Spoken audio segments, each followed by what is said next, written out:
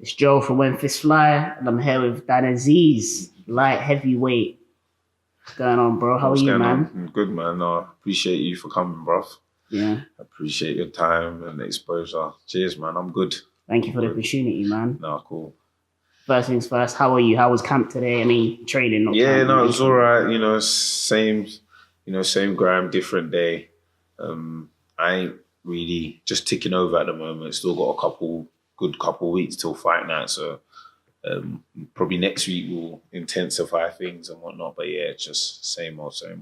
Yeah. I'm gonna take it back a little bit to I actually saw you fight for the first time live anyway at York Hall. Oh, cool. On the MTK Global show. Yeah. Thanks for the tickets, MTK. Cool. No worries.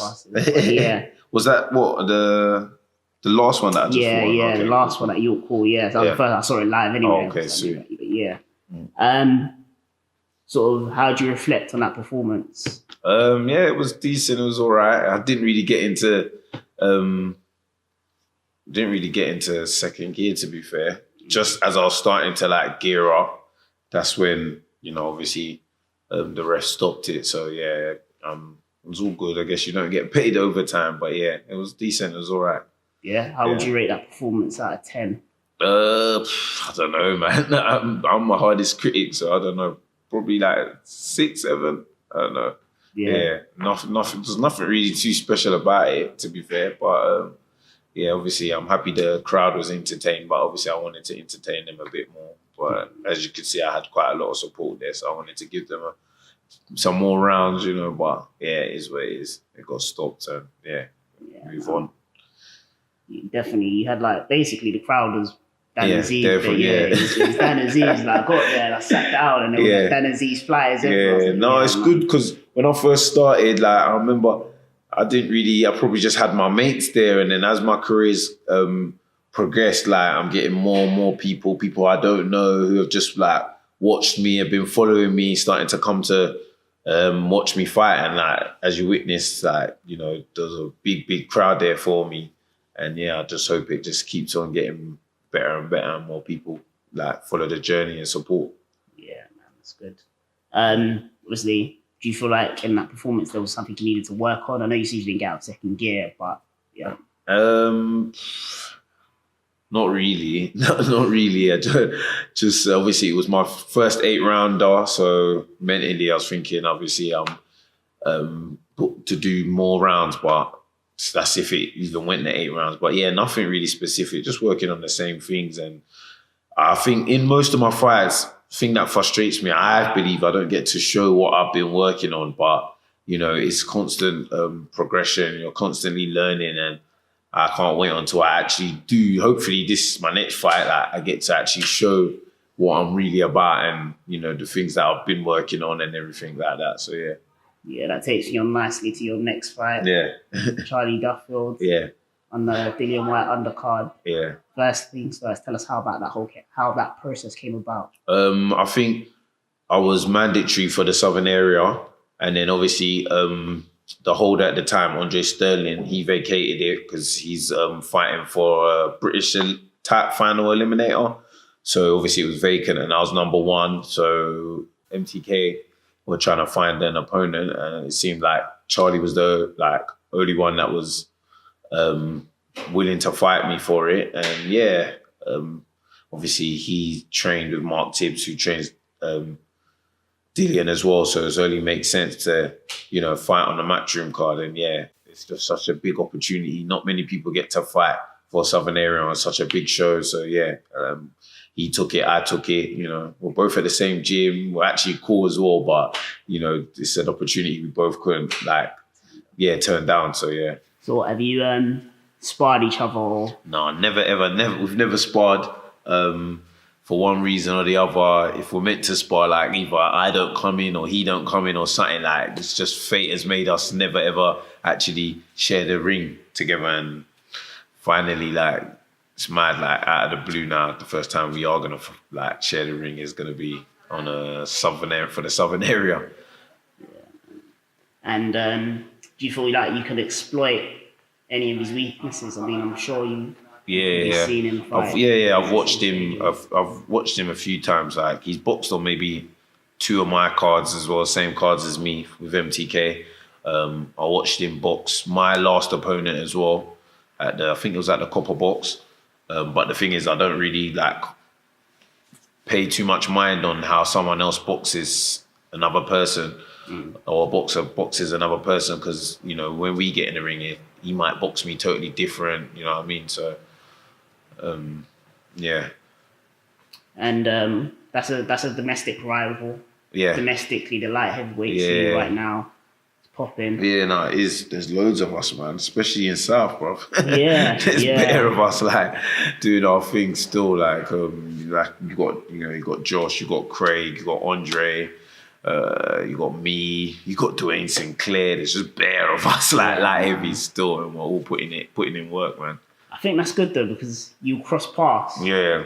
And you're testing each other. Of course. And the only thing that can happen is everyone can improve. Yeah, no, definitely, man. I spar a lot with Josh and Dwayne, and yeah, I learned so much from them. Craig, back in the day in amateurs, we used to spar a lot. He's doing well as well. Andre's at Peacocks. We do so many rounds all the time. So we're all just helping each other out and bringing each other on. So yeah. Yeah. You spoke of, obviously, Craig and Andre. Yeah. Which is a fight. We're going to eliminate you. It's a fucking good fight. It's a great fight, man. It's a sick fight. I'm not even going to lie. Good fight. Very, very good fight. I don't know. Like, it's a good 50-50, good domestic clash or rivalry or whatever. Andre, I've got to give it to him. He's had, this is his third back-to-back hard bout. He boxed Kurt Garvey, then he boxed Ricky Summers, and now he's boxing Craig. Like, that's 3 hard back-to-back fights, so I've got to give him his dues. He's doing very, very well. Craig came off the back of a good win against Jake Ball as well. So, yeah, man, it's going to be a sick fight. I'm definitely going to be there. Yeah? Who you backing? I mean, I know you know both. Do you know, it's weird because I think Craig is probably is more trickier and maybe the better boxer. But I think Andre's more grittier, and I see him in the gym every day. He's grinding, he works hard. I don't know, I don't know, man. That fight reminds me a bit of like Hagler versus Leonard, Hagler versus Hearns. Yeah, I'd say Craig is like the Hearn and Hagler's more... Andre's more Hagler, yeah. So I think it's going to be a sick fight still. Yeah. It's going to be a tough one. It's going to be a tough one, but it's going to be exciting. No, very, very much so. Speaking of obviously you train at the same gym as Andre, that gym as well as Anthony Yarde. Yeah. Yarde is it's not been announced yet. Yeah. But we're expecting that he will be fighting Sergey Kovalev for the WBO light heavyweight title. Yeah. First things first, what are your views on sort of like his chances out there? I mean, I know there's a lot of talk, everyone talking about. Like, do you know what? Obviously, it's the case of like the young bull against the old. Like, do you know what I mean? Like everyone believe. Like we all. I don't know. We all feel like Kovalev's like maybe on the decline, but he's still like a top operator in it. And Yarde is the young, hungry lion. Like, do you know what I mean? So it's just a case of whether the old bull can, outgun the young lion, or they just, Yarde will just have too much for him. I don't know, but all in all, he's an English fighter, and I just want him to win. It'll be great for him to get that world title and bring it over back to the UK. So, I'm backing him, but we'll see. We don't really know like how good Yarde is. Like, do you know what I mean? Go through this with all boxers. It happened with Tyson when he was just cleaning out everyone.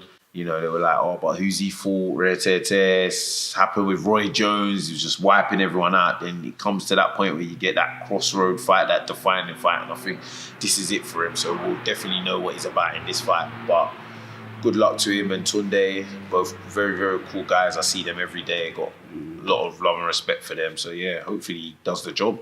Yeah. I mean, I would prefer it to be here in England, but it is what it is. You got to fight wherever you got to fight, innit? Like, Kovalev's the champion, so if they got to go over there, they got to go over there and do it. And if he's better, it doesn't matter where it will be, he'll win. So exactly. I think he deserves a lot of respect. Yeah, no, 100%. Kovalev's probably, like, I think Kovalev's the best out of the light heavies, to be fair. Oh, really? So you'd rate Kovalev over? I think he's just that much more experienced. He's been there, done it. Like, I like Bivol. I think Bivol's cold. I think it's probably Kovalev, Bivol. Then who's the Ukrainian? I can't remember. Him, and then Bertabiev. Yeah, but that Bertabiev, he seems like an animal. Like just do you know what I mean? And I can't. I don't know. Them four, they're just it's crazy. Like so, it'll be good to get one of them belts off of them, like, and bring it back to the UK. Do you know what I mean? So yeah. Yeah, but I mean, Bertabiev's got the IBF, 14 knockouts, 14 fights. So. Exactly, and I remember him fighting. Who was it? Tavares Cloud, and he's like, I'm sure it was under 10 fights and just destroying him. So yeah, he's a good fighter. Definitely, all of them are. So yeah. Yeah, on the world scene as well as the domestic scene, light heavyweight. It's crazy, man. It's amazing. It's mad. It's great to watch. Yeah, no, trust me, it's a good time for the light heavyweights, to be fair. And so you mentioned obviously Yarde, you want to be backing him. Yeah. If he wins, how does he win? KO. Yeah, I think if he wins, he KOs him. If it goes points, I'll probably say it would go to Kovalev.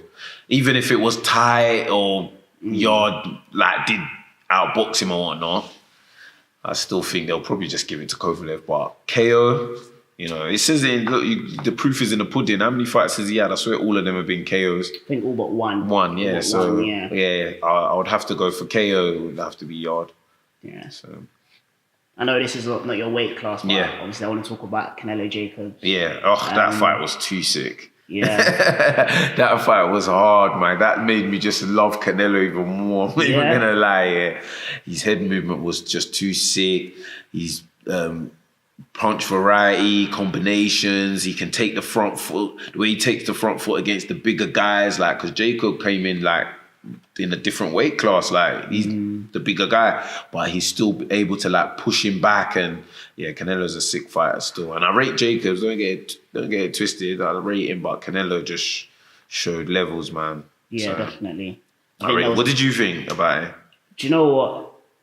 There's that. I was in a few Twitter debates. Talking about pound for pound. Yeah. And I feel like you just look at Canelo's resume. Yeah, he's boxed everybody. He's boxed everyone. Tall, short, big. Like he doesn't run from any type of fight. He's happy to fight anyone. Yeah. And I feel like with the other sort of pound for pound contenders, obviously Terence Crawford. Yeah.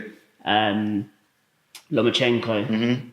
Their division or where they're in, for Lomachenko's case anyway, he hasn't really got the people exactly, 100%. Make sure he has that title. Yeah. And Terence, on the other hand, he does, but it's difficult to make the fights. Exactly. So, man, you've just got to give him credit. I'll put him as pound for pound the best, to be honest, Canelo. 100%. I'll put him there. Then between Terence and then Lomachenko. Yeah, definitely. Yeah, but it was a good fight, man. I enjoyed it. No, it was. Let's just bring it back around now. Yeah. So to your career. Yeah. I know you don't look past fighters. No one does. You're meant to. It's good.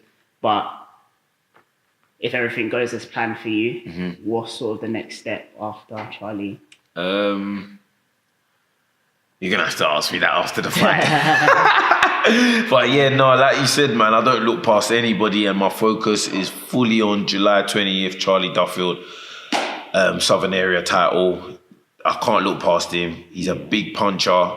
I think all of his fights that he's won have been by KO, but I think maybe just one. I'm not even thinking past that. I'm literally, my eyes is locked and loaded on Charlie and July 20th. So after that, you're glad you feel free to come and meet me anywhere. I'll even come to you and then we'll talk about we'll talk about that. English, Commonwealth. Whatever. But for now, it's just Southern Area, Charlie Duffield. That's all that's on my mind. So yeah.